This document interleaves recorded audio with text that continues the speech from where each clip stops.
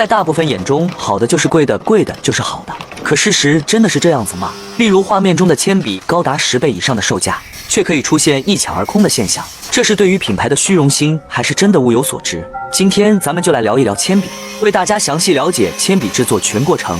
铅笔普遍均会采用雪松木为主材料，重量轻、硬度低，是铅笔用料的不二之选。其次，也有厂家使用柏树作为主材料，经过加工，木板已经呈现出了一排排凹槽状。为了避免瑕疵，工人需要不间断检查每一块木板，残缺破损均会被标记。不知大家有没有发现，体现价值最好的方式就是手工。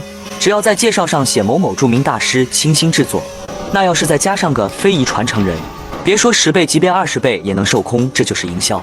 但这也不能一概而论，仍存在物有所值的产品，那就需要大家仔细挑选了。让我们回到视频中，准备进入下个环节，准备开始安装笔芯。由于是制作彩笔，所以笔芯用石蜡作为主材料，而当下常见的铅笔笔芯为石墨，也就是碳，并不是化学元素铅，普遍采用石墨和粘土，所以不含铅，基本无毒。细心的朋友应该有所发现，那就是同样的铅笔，不同厂家生产的笔芯硬度并不同，主要原因就是媒介物质越多，笔芯越硬。随着将粘合胶涂抹完成，开始将两部分贴合，所以铅笔是由2块木板贴合而成。但仅靠这样粘合很难满足铅笔强度，所以接下来让我们进入到关键步骤中，这便是挤压环节。挤压可以把木板牢牢地固定到一起，增加强度，避免发生开裂现象。除此之外，还需要使用家具把四周深度加紧，放于一旁等待1天以上。在如此强度挤压下，想开裂都难。不得不说，这些彩笔看起来整齐一致。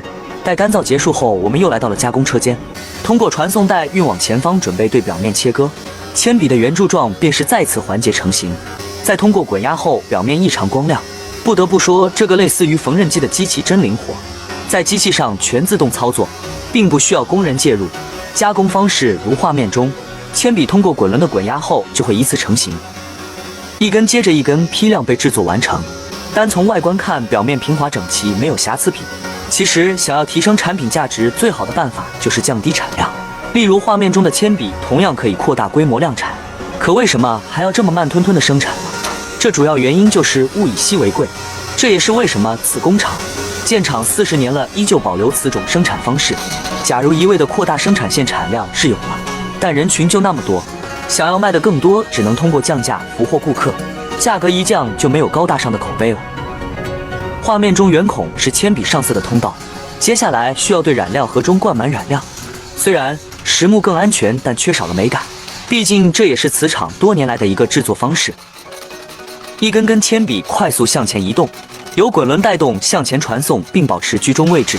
当穿过后，一根根粉色铅笔就此诞生。虽然机器设备较为古老，但速度还说得过去。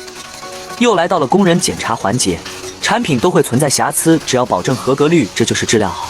所以多加几个人工检查环节，这合格率自然就上升了。毕竟质量好也是口碑的关键核心。通过一系列的加工，铅笔被制作成型了，色泽一致，整齐有序。你敢相信平均下来这一根彩笔售价在10元吗？显然此工厂并不卷，并不是靠价格取得竞争优势，还需要贴心的把铅笔削干净。只有这样，当你拿到手里才会觉得确实不错。没猜错的话，当年有一个地产商人说过这样一句话，为了保证他房子价格，他宁愿把他多余房子拆掉，也不会卖给穷人。这也就是一个铅笔为什么可以卖到数倍价格。你觉得它真的物有所值吗？好了，到这里告一段落了。